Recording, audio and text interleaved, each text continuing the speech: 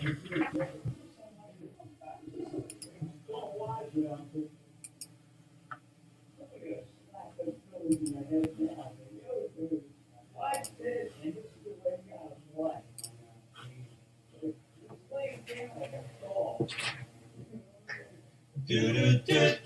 take it back, yeah, take it back. Do, take it back. Well, I've been told by do, take it back.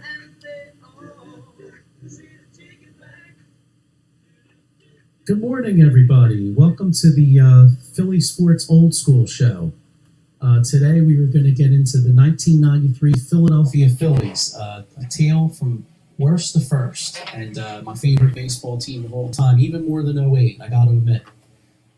Let's get right to it here. Oh, it's also the second anniversary show of Devereaux Sports, so we're gonna have 6 shows this weekend, starting with the old school. Then we're gonna have the Scrapple Boys at 9.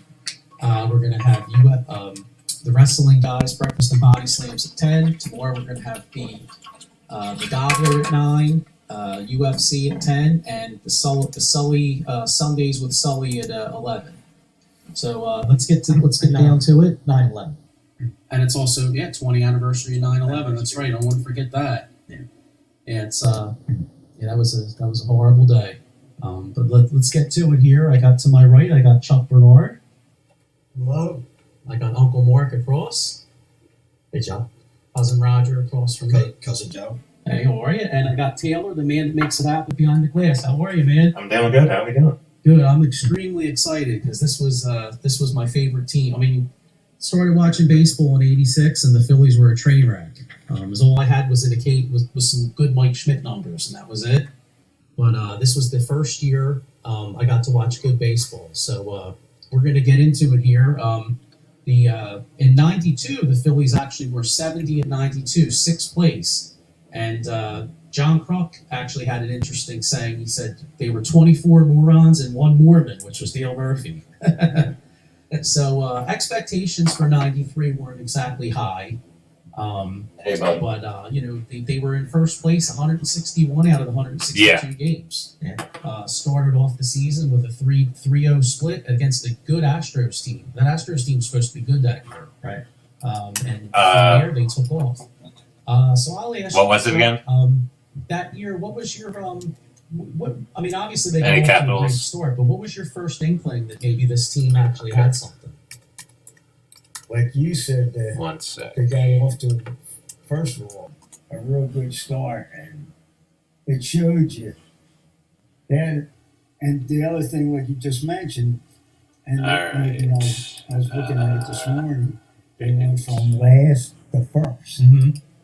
and they had a bunch of guys in there that were, made it great. Toughness.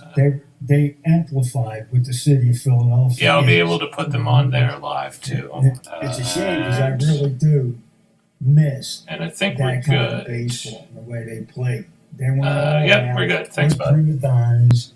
Alright. They were blood and guts. That's what, and really that's what all of our sports teams need. And everything, like Eagles, Phillies, Flyers, Sixers, they all had that grit and toughness. I agree with Chuck. Mm-hmm. I mean, that lineup, you had guys like Dalton and Trucker and Dykstra, Dave Hollins. I mean, Yeah. you could live and Will Thompson. Those guys are tough guys. They came to play hard every day. No big egos, nothing like that. But as far as to answer your question, I think for me, I saw like every game that year because I was sick and I was literally like cancer, so I was in bed pretty much every day. Mm-hmm. And I think the game for me, when I saw Mariano Duncan park that home run, that grand slam on Mother's Day off Lee Smith in the 8th inning, bottom of the 8th, I thought to myself, man, there's something here because this never happened in my lifetime. Mm-hmm. Anyway. Yeah, Roger. What was your first inkling? Did you have one? Or? Actually, to start off with, like you said, Joe, there was no expectations on this team. Even though Lee Thomas made several moves in the offseason, Mm-hmm. Inkability, etc. Will Thompson. Um, Ironically, Bobby Cox, before the season started, preseason, they were asking him about, because of Braves' success over the past however many years before that, what he felt, how he felt about his team and the National League East in general. And he made a comment that he thought that the Phillies got, as he said, taken tough. Mm-hmm. And I remember that being an issue. And obviously, looking to get them to a 9 and Well, the first in April they were 17-5. 17-5. Yeah. But they got to a terrific stretch. Pretty short. Most of them, they started off in the road. They did, yeah. And if I'm not mistaken, it was a West Coast swing, pretty much. I believe it was Houston and Colorado. I think. Yeah. Okay. And again, if I'm not mistaken, Mickey Morandini did a home run against the Astros. Yeah. And that was only probably within the first half dozen games, something like that. And every series almost you had a guy that stepped up and was, not to use a cliche, but the hero. And just going through the complete lineup, some of them hit throughout the line home runs. And very balanced on a power basis that way. Yeah, well, you look at this lineup. First off, you had 4 guys that walked 100 times. You had Kruk, Dalton, Hollins, and Dykstra all walked for 100 times, which, so they always had guys on base. Then you had the other thing is it was a total team effort. I mean, they had 3 separate platoons going on, and also Ricky Jordan used to play a lot of Sundays for Kruk or against certain lefties. You had left field, you had Milt Thompson and Incaviglia in a platoon. Now, Incaviglia hit 24 homers that year. Incaviglia had a hell of a year. Right, in kind of like a quasi part-time role. So he had a hell of a year. That's a $300 million contract in today's Exactly. game. Exactly. Then in right, you had Jim Eisenreich. I love Jim Eisenreich as a player. He was a real professional hitter. You had Wes Chamberlain, who was a decent hitter. He had 282, 12 homers. Right, that's 45 RBI. And it was field. and he had a great arm. It's funny because if you put his numbers today, he'd be one of our better players. And back then, he was just a platoon guy, And then you had Mickey Morandini, Mariano Duncan, and I remember, I thought I remembered this guy playing more than he did because he only had 5. But Todd Pratt was actually a decent. It was the start of Todd Pratt as being a backup catcher. He gave us some good moments that year too. Yeah. And then I'm looking at this.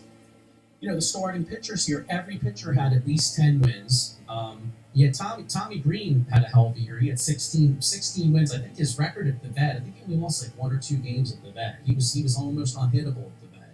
Yeah. You had Schilling, you had Danny Jackson, you had Terry Mulholland. Terry Mulholland made the All-Star team. He started that. Yeah. So he was and he had Mitch Williams, obviously a relief pitcher. He had Mitch Williams. You had good setup guys with like Larry Anderson and David West. He was actually an uncanny part of that team. Yeah. David West, because they used to bring him in. He pitched, I think, the most games, 76 games. He did, yeah. And he had an ERA 2.92. What bullpen guy on our team has an ERA like that? I don't think there are too many. I don't think there's anybody under the bullpen guy that's under 3, right? And then of course you have Roger Mason, which, we'll get into this later, but in the World Series, I remember me and Grandpop saying, boy, they should have left Roger Mason there. Yeah. He pitched well. But anyway, like I said, this team got off to a great start, and that catapulted them. Obviously they wound up winning the pennant. But let's take a second and just see how this team was put together because, as you said, Lee Thomas made some good moves that offseason, getting some of these guys in, like the Danny Jackson. I thought Danny Jackson had a big role in that team. Yeah. Or even, I guess he came at the end of '92 was getting Dykstra. Dykstra came in. That's what I was gonna say. the guts of this team was actually a couple years earlier because you had Dykstra Right. Dykstra came in Samuel trade. in Right. '89, and I remember at the time. I mean, I was just a kid. I loved the trade, but I would Watson well put up some good numbers here. Sure. Yeah. So I don't know if that was that a popular trade at the time, or was it kind of mixed? They played the Mets in the series to the end of the year, and they were doing the post game, and Harry Cal stopped the post game and said, "We have a trade to announce." I remember this year. And of course, one of his favorite players was Juan Samuel. Yeah. Right. Watch Sammy run, and I remember that in print as the introduction to Lenny Dykstra, and it was an unpopular trade really probably until '93 because Dykstra had a couple quiet years before, and then going into '93, of course he was the best leadoff hitter in the game starting out. I remember Sports Illustrated had it on the cover, and it said Batman. Yeah. And all that went with it. But As I remember, maybe Chum could concur with this, maybe he won't. For me, the fact that he was on the Mets when he came in, I mean, that's the team I hate more than anything in baseball ever. Always. And he was on that '86 team, and I just hate him. Well, by the way, Lenny Dykstra, I mean, obviously he was a postseason hero here, but he also was a postseason hero up there. He hit that big home run up at Shea. I think it was like game 3 or something against Houston. I mean, that was a big time home run. So I don't think that the Mets fans were all that thrilled with getting rid of Dykstra because he was a hero up there. yes, absolutely. What do you think of Dykstra? And the other part is, like Fergosi, I was watching this morning, and Fergosi said, he was the leadoff, like you just said, Joe. He was a leadoff hitter that could give you anything you needed. If you needed a long ball, he could hit the long ball. If you needed a base hit, he gave you the base hit. If you needed speed on the base pass, he was fast. So, I mean, like he said, he gave us everything we needed anytime we needed in the game. So, and they didn't call him nails for nothing. That's right. And like Roger said, Sammy was he was a fan favorite and a city favorite. But I'll tell you, Dykstra was the closest thing I seen to Pete Rose. And this town loved Pete Rose to death. And even Fergosi said in the clubhouse, he goes, every blue-collar guy in the city of Philadelphia loved Lenny Dykstra. That's right. When he first came, I didn't, because like I said, because he was a Met. Yeah. Yeah. When he came that season, man, he was just, they don't do anything without him. He was the catalyst, and looking back on it, especially with what came a few years later when they asked, Dykstra, if you remember, he really pumped up that off season, and they asked him, he's like, "Oh, I took some good vitamins," And Uncle Mark pointed out a really interesting tidbit here. Let me see, where is it here? Last page, Mike. What's that? Last page. Oh, yeah. So in 2015, Dykstra stated in 1993 season he paid a private investigator $500,000 to dig up dirt on the umpires. Right, I remember Pressure that. him to call a smaller strike zone. Yeah. Now, that's dedication right there. I love that. That was reported, I think when I read that was in the New York Times. So I mean, that's, Right. New York Times or New York Post. The funny thing is, like you said, Mark, he was a Met, and that's like it's like getting a Cowboy. Exactly. That's why I hated him in the beginning. I didn't get myself in the field for him. But like I said, that season, I mean, he was just, like you said, Chuck, it was a blue-collar town, and everybody just loved the guy. Yeah. He was physically he was a complete transformation from just the previous year. Right. He came in 25 to 30 pounds heavier, Muscle. and He was a fire plug. Yeah. he was a fire plug. He could smack a wall. Well, if you look at pictures of him when he played with the Mets, he was a string bean.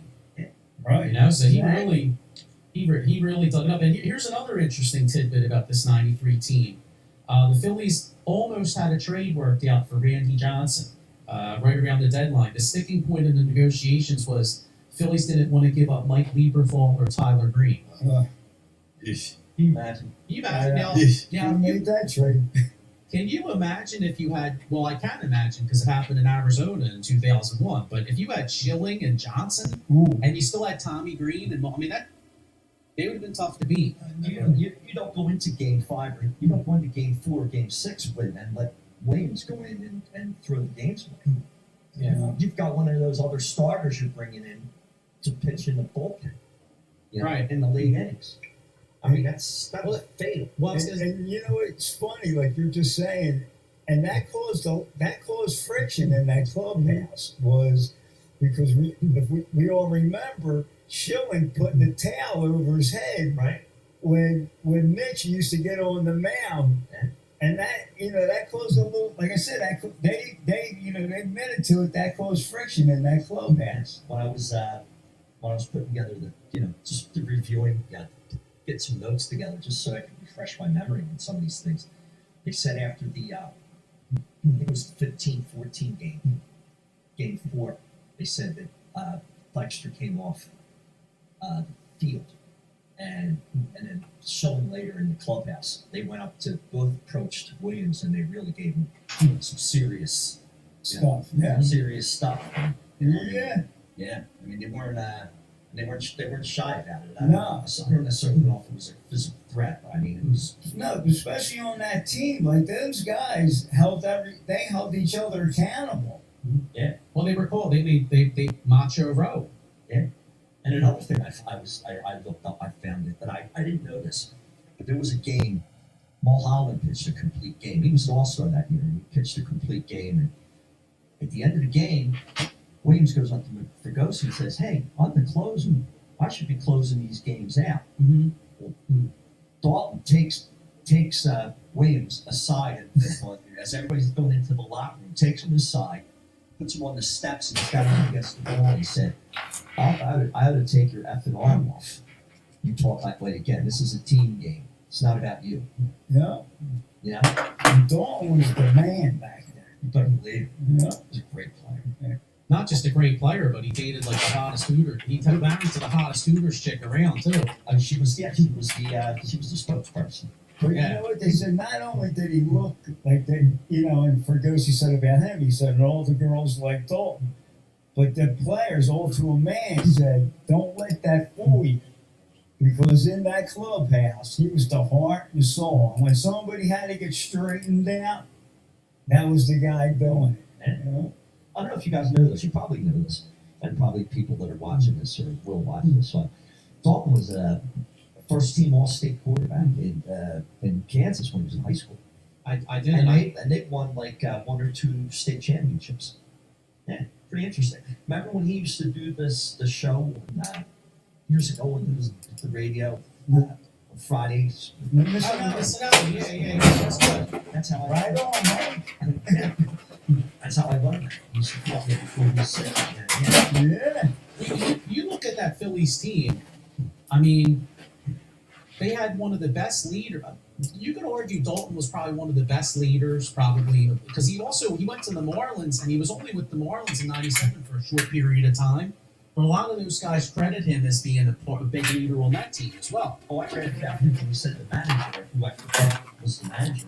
It was Jimmy Leland. Yeah, Jimmy Leland, who's one of the great baseball managers of all time, said that without Dalton on that team, they wouldn't have won that series. They wouldn't have gotten to the series. Right. Yeah, but then you look at this. Then you look at this too. Like Dykstra, one of the most clutch players I've ever seen as far as hitters. I mean, if you needed a big hit, Lenny Dykstra was your guy. I mean, he's the guy that hit the big home run in Game 5, which we'll get to later. And then Game 4, the 15-14 game, I think he hit 2 bombs. One was like upper deck, and then of course in Game 6 he hits the big homer to put him ahead. Yeah. And then this was Schilling's first postseason performance, and his first year in the postseason. And look what he did. And obviously Schilling's one of the most clutch pitchers in postseason history. Yeah. So this was a start of it. In fact, in Schilling's first start against the Braves, he struck out the first 5 guys he faced. Yeah. Well, he was MVP of that NLCS. He had 19 strikeouts. Right. Right? Yeah, and going back to what you were saying, Joe, about Dalton's leadership and what Mark commented on about what he said to Mitch Williams, he would say to anybody. Absolutely. I know that Schilling was interviewed, and he said, I forget what game it was, but there was a game, and he kept shaking him off, and Dalton got sick of it, walked out to the mound, and made a similar threat that he made to Mitch Williams. Like, if you don't, I'm calling the game, and if you don't like it, we'll settle things after the game. Mm-hmm. And he had that clout, probably from the manager throughout from the manager on down. Yeah, he had the credibility. He was a 3-4-time All-Star. I mean, he had it. Fergosi said, he said, look, when I told guys what I wanted to get done, he said, players get sick of managers. He would I tell let Dalton. Right. And maybe that football background had something to do with his aura. Yeah, he's a quarterback. Like I said, he was all-state quarterback, state championship team. Mm-hmm. So, you don't And then get there. players called him. He was our quarterback. Yeah. That's exactly what they said about him. Yeah, and it's funny too, because like you look at today's baseball, and like so many of these guys are like this unbelievable shape, you know. And then I look, and a lot of the Phillies guys were. I mean, Dykstra was in great shape, Dalton was in great shape, but like you look at like Fergosi smoking cigarettes in the dugout, right? Absolutely. You got Kruk out there. You know, he looks like a softball player out there, Crucker. You know what I mean? And Cavilla looks like he looks like he's slamming a couple beers, going up there hitting a home run. Stalker looked like it came from CYO or Right. Well, there was that great story about Kruk where he's smoking a cigarette out in public somewhere, and a woman approaches him and said, "You should be ashamed of yourself. You're a professional athlete and you're smoking cigarettes." And he's there, "I'm sorry, lady. I'm not a professional athlete. I'm a baseball player." Yeah. There you go.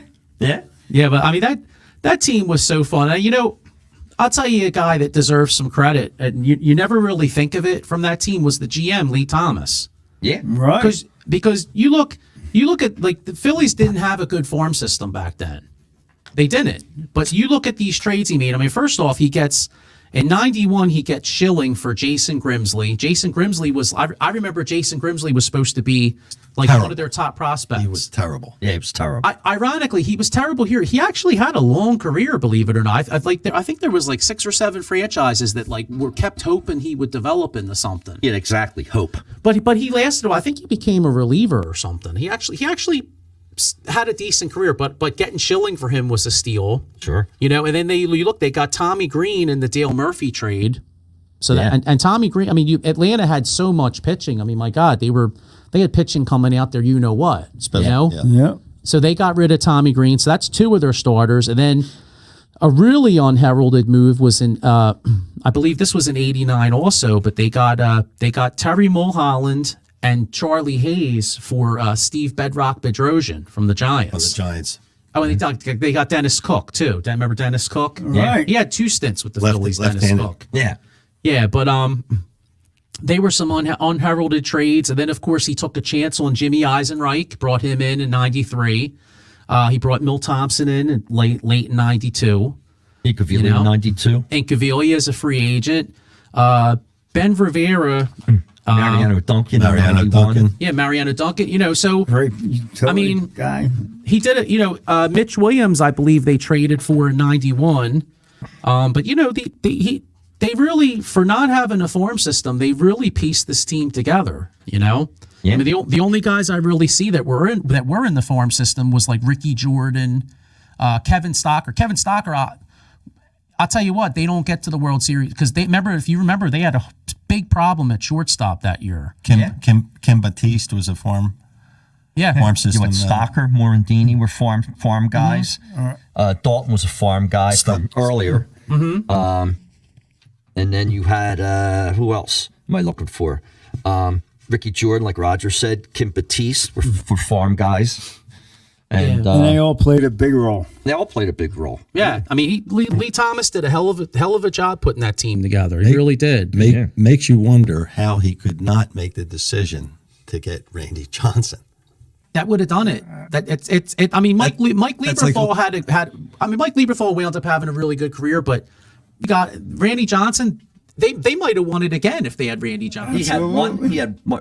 Lieberthal had one good year. It was '99. He was All-Star, Gold Glove, 35 homers and 100 some RBIs, and I think he hit 300. That was his best year. Otherwise, he didn't do really anything. No. Nothing to speak of. Well, and Tyler Greene was the great hope. Remember, he had that great knuckle curve. Yeah. He had an unbelievable first half of 1995. He made the All-Star team. The All-Star game. And then he sucked. Yeah. I think he got hurt, too. Yeah, and that was it. He was done. He was done, but... And Lieberthal wound up getting hurt, tearing his knees up a couple times.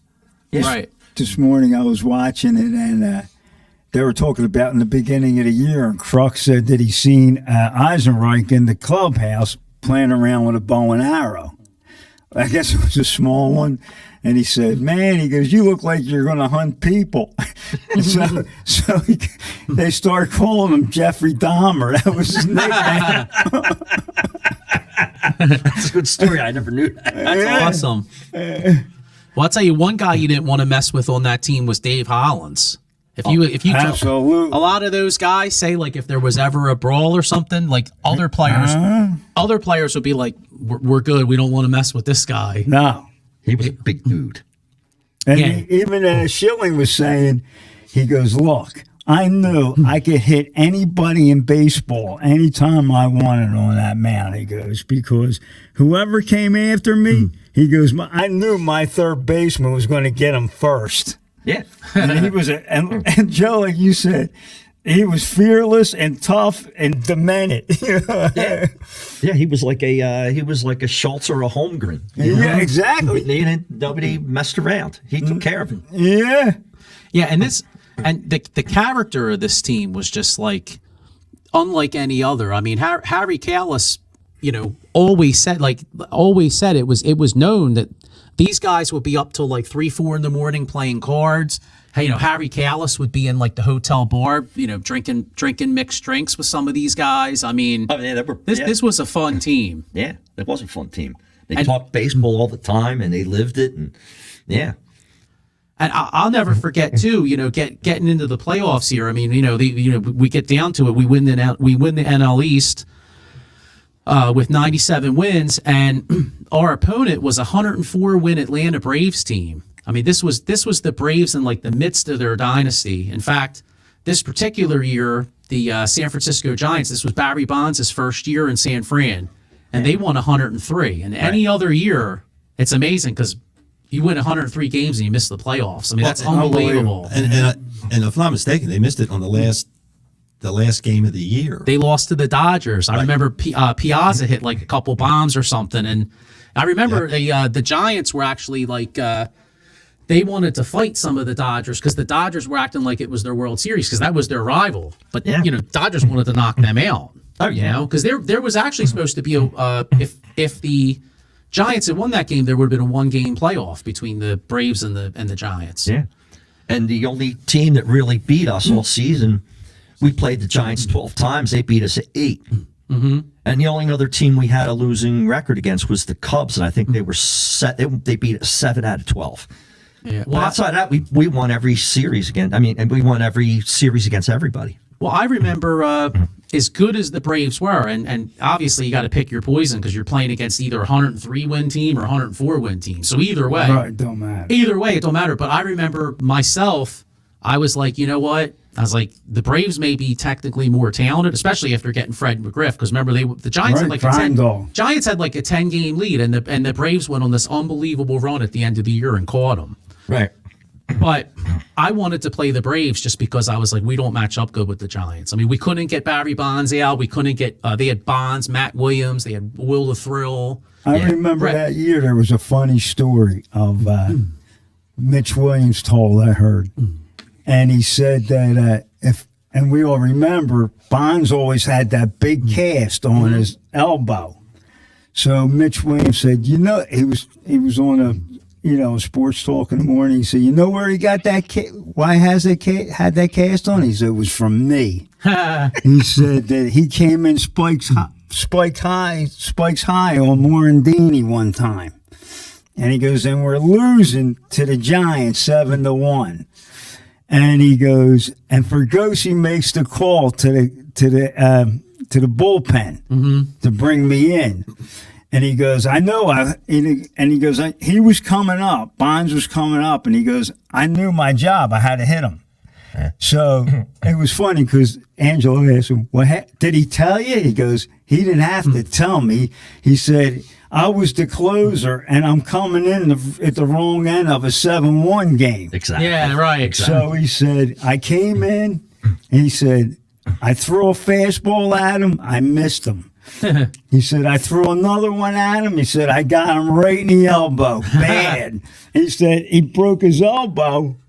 And ever since then, he wore the big pad and the cast over it. Yeah. I mean, there's when baseball has the unwritten rule, the code, all these different things. And like Chuck, to tie in with just the dovetail on what Chuck was saying, 7-1 game and they brought Williams in. It's implied Williams knows what he has to do. Nothing else has to be said. No. And probably the Giants know it too. Yeah. Right? I mean, it's just one of those things in the game of baseball. And like you said, Mark, it's funny. Just like when we had Mike here in all the sports, he goes, "There's a long memory in sports. When you do something that's not kosher, it's coming back. You know? Oh, yeah. You know what I mean? That's right. And I don't care what sport it's in. I don't care if it's hockey, football, baseball. When you do something, that's not really, copacetic, it's going to come. Fire's going to meet fire. Well, look at we did the Buddy Ryan Eagles 2 weeks ago, or a couple weeks back, and the 1 year where it was the Landry brought in. It was the '87, the year of the strike. Yeah. Right. And Landry ran up the score, and then 2 years later, Randall goes and to fake the 2 years later, Randall goes to fake the knee and then he throws the touchdown. To tie in with what you said, Chuck, memories. Yeah. People memories. And Landry was all PO'd. Right. People I always remember here listening on the radio, and the old Stan Walters said to Merrill, he said, did you see that puff of smoke that came off the Cowboy sidelines? He said that was from Ernie Stockner and Landry. That came out of their heads. Yeah. After that play. Yeah. That was great. Yeah, I liked Mike's story a few weeks back where he was talking about Andre Waters, and he's like, Jacoby said we're going to get him. He's like, oh, well, make sure 55, not 20. But it ties into these. It ties into these hitters because, Exactly. if one of your pitchers hits a guy. And then you're coming up the plate. You're like, oh man, I'm gonna have to cash the check for this. You know what I mean? It's like, and this goes back. I mean, I know in the 50s, in professional football in the 50s, if a guy did some dirty, was playing a little dirty, what they would do is there's times they would go into the huddle and they would say, the quarterback would sit there and they'd say they'd have 2 or 3 guys.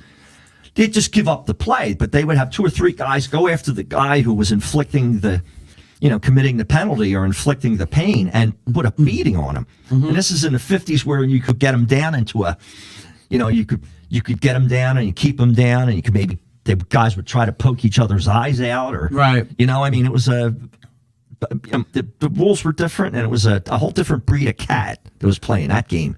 Absolutely. Yeah. I mean, your grandfather always said that in his era that he always thought that was the best 50s and 60s, but then he was a younger guy. Let it police itself. Yeah, exactly. The men policed itself. Yeah. I think that a lot of times it depends on how old you are. You know what I mean? Like how it is. Because for me, my favorite football was like late 80s, early 90s. But I was a kid. Yeah. You know what I mean? I feel like if yours, I don't want to speak for you, but you probably loved the 70s. Oh, it was 70s. Yeah. 70s, early 80s was my favorite. What about you? Likewise, I would say, as far as favorites, it was when the teams got better. And when Like you're a younger guy, too. The Flyers really kicked it off. Yeah. Right, exactly. By giving the city a taste of the championship. Mm-hmm. A parade. And that coincided with getting Julius Erving and Coach Vermeil, getting that team together. And then the '80 Phillies, and that was my Eagles. That was my heyday. I was a young guy, just like you. Well, Like him. I guess that's what I'm getting at. Like I feel like you romanticize it more when you're younger. You know what I mean? You get older, you get a family, you got kids. Like, you still Priorities. love sport. I still love sports, but I mean, it's not even the 08 team. Like, the 08 team should be my favorite team. They won the championship, and they I mean, they're right there. But 93, I was freshman going into sophomore year of high school. I was really into sports back then. What else did you have to do? Yeah. Yeah. Exactly. Yeah, I mean, I was in my freshman year, so I was just getting into the, trying to get laid. You know what I mean? Like, when you're that, you know what I mean? Because that's when you first start. I mean, but your prime sports years are like, 10, 11, 12, 13. Yeah. You know what I mean? Then maybe when you get, 16, 17, you're out trying to chase some action. You know what I mean? You're drinking in the woods. You know how it is. You know what I mean? Sure. But your prime, so 93 was like the perfect time for sports, and that's why for me it was like 93, and then it was the Buddy Ryan Eagles. Like, those were the two eras. Yeah. That was it, And that was it. They made sports fun in this city, both those teams, even though they didn't win. Ultimately, they didn't win, but they made it fun here. Look, you got to remember, even with the Sixers, they had Mahorn and Barkley. They I were love the that team too. Same thing. I Love that remember they went after Bill Lambert. Remember it the was giant great. fight on the court? Old memories, man. Chuck, I love that team. That Jimmy Lynam team, they were physical, they were tough. Thump and bump. Yeah, they had Ron Anderson off the bench. They had Derek Smith. Derek Smith was rest in peace. He died young, unfortunately, but he was a nice player. In fact, he would have been. He ripped his knee up. And what do you call it? The medicine wasn't quite as good back then. But if he played nowadays, he probably would have made a better recovery. I mean, Mike Truminski The G-Man, Mike from Dubinsky. Duke. They had I liked him. Hersey Hawkins. Yep. They had Johnny Dawkins from Duke. I mean, Yeah. great team.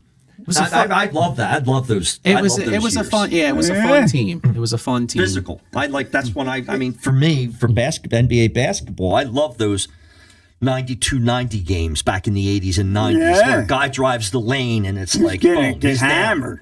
Yeah. Oh. Now, we have this talk all the time, he and I. He likes it better now Okay. than back then. Don't you agree? Yeah, we've had this talk before. Yes. And tell me your reasoning why. You mean as far as the scoring? Just whatever, Well, because what we just touched on a couple minutes ago, when did we start getting involved with sports? When in our time, what was the better eras? And because of our ages, it was, and because of what the teams did, it was from the mid 70s, and take, like I said, the Flyers, Sixers, all coincided with the Eagles. Phillies finally won a World Series, and I just think that when we've been discussing it, the thing that keeps coming back to me with regard to the '93 Phillies is there were individual things that happened throughout the season that you don't forget.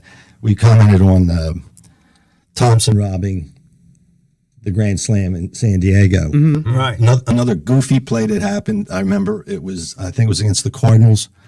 Kurt Schilling got a hit, sprayed a hit to right field. Willie McGee fields a ball and tries to throw him out at first and hits him square in the helmet. If that had been 6 inches lower, it's probably a season-ending injury. Right. And even I remember I'll never forget the camera showing Willie McGee, and he cringed when it happened. And Kurt Schilling is like, he didn't even respond to it. Yeah. It was amazing, and Yeah. Well, I was going to say, getting back to the '93 team. Speaking of Schilling, so we go into the playoffs here, and we got first playoff game at the Vet since 1983.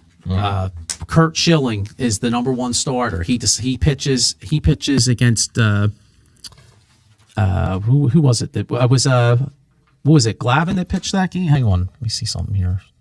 Steve Avery. Oh, it was Avery starting. Right. Okay, that's Avery right. was an all-star. There were 3 all-stars in that staff that year. It was Avery, Maddox. Smoltz. No, Maddox. Maddox didn't, I don't think, made the all-star team. It was Avery, Smoltz, Smoltz, and Glavin. Tommy Glavin. Okay. For some reason, Maddox wasn't selected by Cox. I don't know if it was an injury or whatever. Talk about 4 aces. Yeah. The Braves. Well, if you remember, the Braves were kind of mediocre. They had a World Series hangover because they were coming off of 2 straight World Series losses. Right. And they kind of and they signed Maddox, and he was their big free agent signing, but they weren't really playing that well. And the Giants got off to that huge lead, and then the Braves made that trade to get McGriff. That's when they made their run. Yeah. But this was the first. So game 1, the Phillies come out. Schilling pitches an unbelievable game. Right. Mitch Williams comes into the 9th, and if you remember, Dave Hollins had some struggles in the field. Oh yeah. So the Phillies brought in Kim Batiste to play third base, and unfortunately, he makes a throwing error, and the Braves and the Braves tie the game up. And to get to the point of how this was such a quote unquote team. I know it sounds corny to say, like everybody says that, but this really was, because you can remember, you look back at that team, and there was a moment where every guy on that team made a contribution. And no more than this one, because ironically, Kim Batiste is the guy that got the winning hit. Right. Yeah. In game 1. Now, first he makes the throwing error, then he gets the winning hit. And they carried him off the field. And they Right, carried them all, and the Braves were mad about that. And I know, to this day, I don't ever remember seeing that happen in a baseball game where they had him on. I don't know who the 2 players were, but they had him on the shoulders. You just see him bouncing up and down, going toward the dugout. The only time I ever saw that was when I was a kid. 1967, Carl Yastrzemski, the last game of the season, they beat the White Sox to win the pennant. He hit a homer. And that's the year he was the MVP, won the Triple Crown, and the fans carried him off. Everybody rushed this Fenway Park. You can watch this on YouTube. It's amazing. Yeah. And they're carried the guy. We're talking about a mob. It was amazing. Yeah, you're right. I never saw. Then they said the Braves were mad about it. They called the Bush League, and then Truck goes, "That's when I know we had them," because they got mad about that. That went in their crawl. Yeah. So then the next two games, the next game, the Braves smoke us here. Tommy Greene, who was great at home, he got slammed that day. Braves win 14-3. Game 3. Was that game? I'm sorry, that was in game 3, the Braves smoke us again 9-4. Yeah. And it looks like, it's a Sunday night, and our number 4 starter, Danny Jackson, is on the mound. And Mr. Pump You Up. Remember, he used to do the pump you up? He used to take off the Danny shirt. Jackson, yeah. Yeah, and so this was probably the biggest game of the year, because they lose this game, the series is pretty much over. Yeah. And Danny Jackson, he stepped up. I mean, he pitched a great game against John Smoltz, and John Smoltz pitched a hell of a game as well. Absolutely. And that was at Atlanta. Yeah, Phillies find a way to eke that one out. They win 2-1. Mitch Williams allows the first 2 runners on base in the 9th, but then they got a big double play by Ron Gant to help him out. Phillies left 15 guys on base, so the Phillies were really struggling in this series hitting wise. They were really struggling. Speaking of struggling, nobody struggled more than Ron Gant. Yeah, I don't know what his average was, but he had umpteen strikeouts, and he probably had it under 200 or 150 average for the series. Oh yeah, and he was arguably their best hitter. He had 30 some odd home runs and 100 some RBIs. He was an all-star. I mean, yeah, Ron Gant was a hell of a player. So absolutely. So getting to my point again, Danny Jackson, boom, he steps up. Another guy, the whole team steps up. Game 5, Curt Schilling once again. Curt Schilling pitches an unbelievable game. They're up 3-0 in the bottom of the 9th. Schilling walks Blauser, and Schilling runs into a little bit of trouble, and here comes Mitch Williams. And here's the famous game where Schilling had the towel over his head, right? Or one of them, right? Because he did it more than once. Yeah. Oh, I know, right? But this one in particular. So the Braves wind up tying the game up, and another unsung hero from that team was Larry Anderson. Absolutely, all right. So the Braves tie this game up. Larry Anderson comes in. Larry Anderson gets out of the inning. Thank God. So the Braves bring in Mark Wohlers, and Mark Wohlers is throwing freaking gas. Remember, Mark Wohlers used to throw like 100 miles an hour. Yep. He was on the All-Star team that year. One of the top relievers in baseball. So we're in the ninth. I mean, we're in the 10th inning, and Mr. Clutch comes to the plate. Lenny, dude. the Right. dude, Lenny The dude. Dykstra. Absolutely. And I remember I was home. I was downstairs in the basement with Grandpa. I got home just in time for first pitch. So me and Grandpa are downstairs watching this game, and we're so pissed off that they blew the game, because if you blew a 3-0 lead, we're looking at each other like, damn, we just lost the series. It was an afternoon game. It was on Columbus Day. Right. Yeah. It was. So the dude comes up and boom, he parks it. And And it was a shot. it was a shot. Yeah, he took Wohler's that was that was one of the biggest hits I've ever seen in my life. Like- It was When I was unbelievable. watching that this morning, he said when he was on the on-deck circle, he was thinking to himself, he said, I got to do something. I got to do something. Mm-hmm. He said, now I wasn't talking. He was on the on-deck circle. He said, and then when he got to the plate, he got it. That's right. You know? So instead of being down 3-2 with a crushing loss, we come to Philadelphia up 3-2 with our man Tommy Greene on the mound, who won 16 games that year. Unfortunately, the Braves had Greg Maddux on the mound. So even though we're up 3-2, you're thinking to yourself, and we have to win 1 out of 2 at home, you still had a lot of tight sphincters up in Veteran Stadium, because you're like, oh man, we got to go against Maddux and then Glavine. Yeah. So this is going to be tough.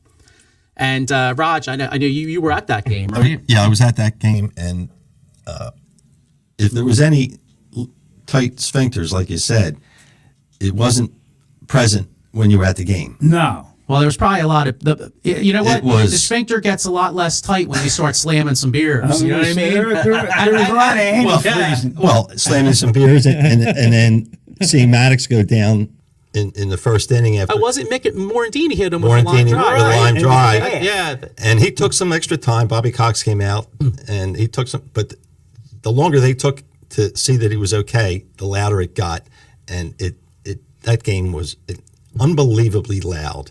And, Yeah, I remember the mocking of the chop.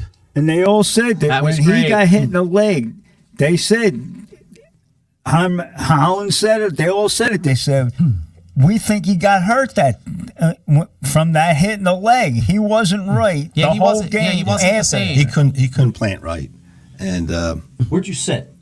sat in right field. Right field. Okay. Not the third between right field and third base, Okay. but second level. And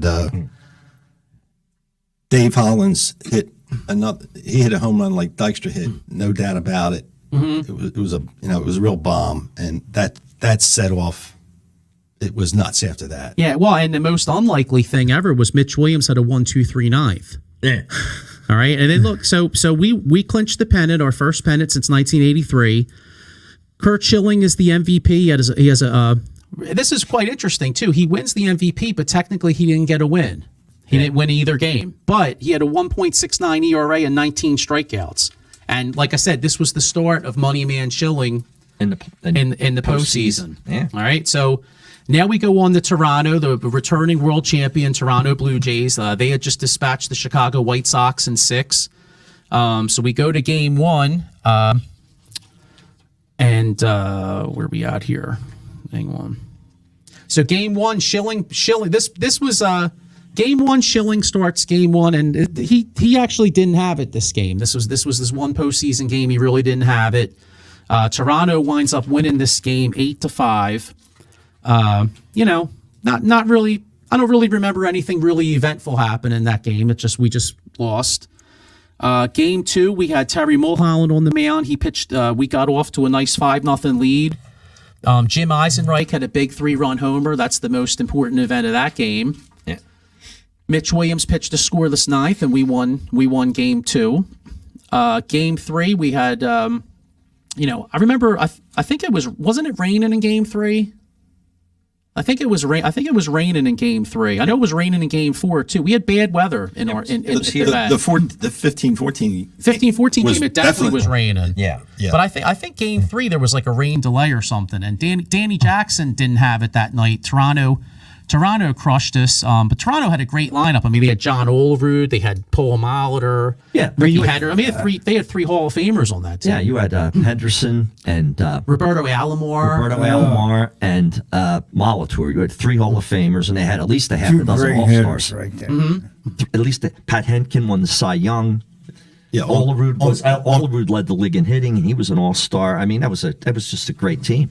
Right. Joe Carter was an All-Star. Yeah. So then we come to Game 4, and this is where I think we lost the series, to be quite honest with you, because Toronto takes an early lead. We come right back, take the lead on them.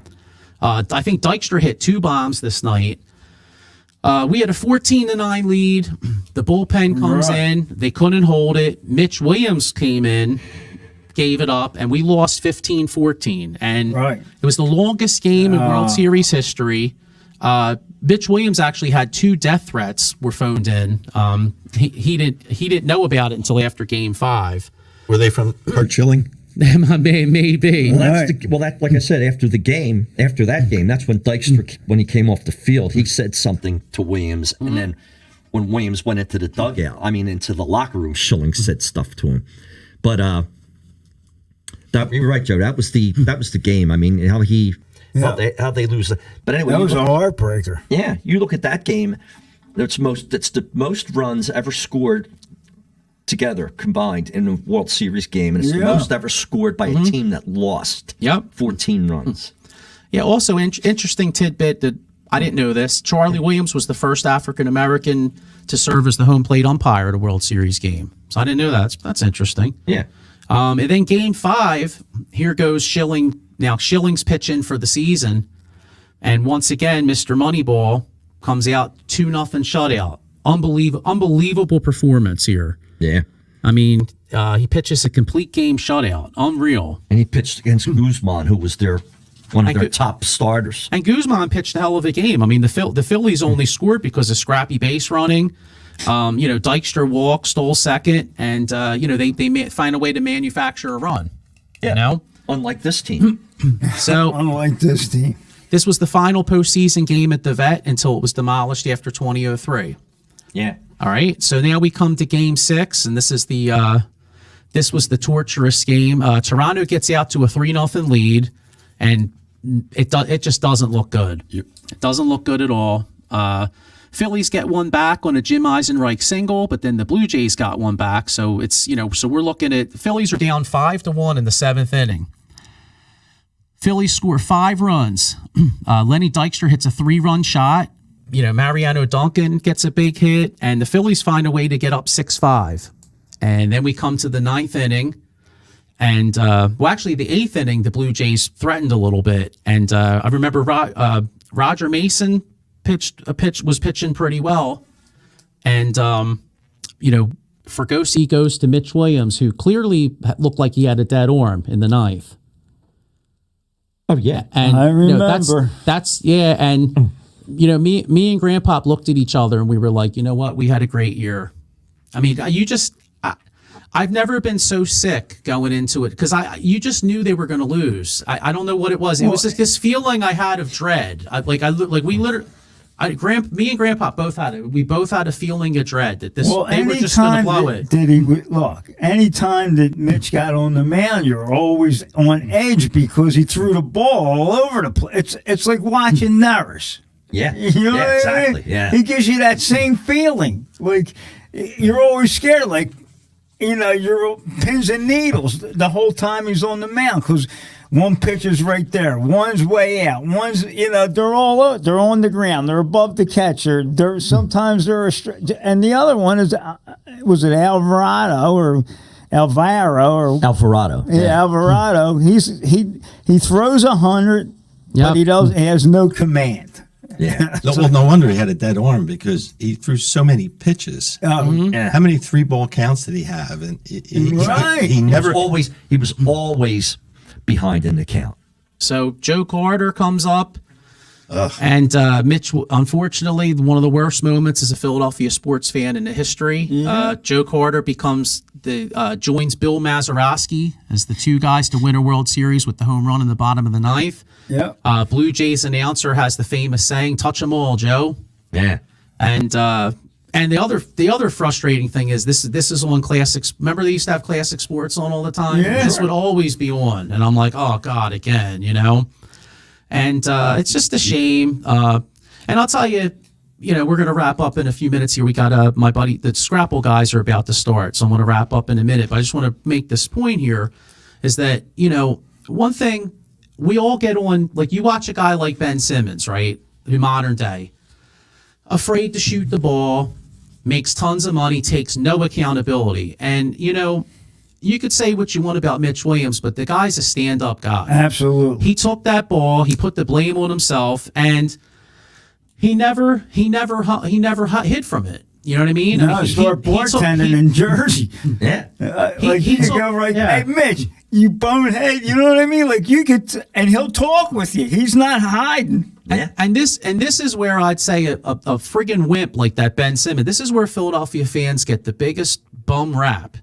Because if anybody would be mad, and if anybody would never be able to show their face in the city again, it would be Mitch Williams. You said he got death threats. Well, Yeah, a couple And not only is he back because he's a stand-up guy, but he did WIP. He was on Major League Network. I was out Yeah. No, front. he don't hide. And it just goes to show you, if you have a good personality and you actually take accountability, people will like you. Because I feel like people in this city legitimately like Mitch Williams. Look, that takes guts just to open up a bar, and you're talking to the guys that were watching on, like us, watching on TV. And like we just said, it was one of the most heartbreaking moments of Philadelphia history. it was and he's terrible. right there. Hey, Mitch, Exactly. what were you thinking about? And it's a shame because that team deserved to win. And that Toronto team, like you said, Absolutely. that Toronto team had 3 future Hall of Famers, and this bunch of misfits that was slamming beers till 3:00 in the morning really should have beat them. Yeah. You know? 25 morons, as Kruk would say. Even Lenny Dykstra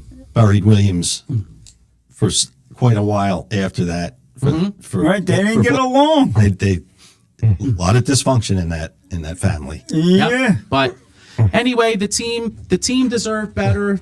This was a lot of fun. I love going Absolutely. down memory lane. It's the- really a shame they didn't win.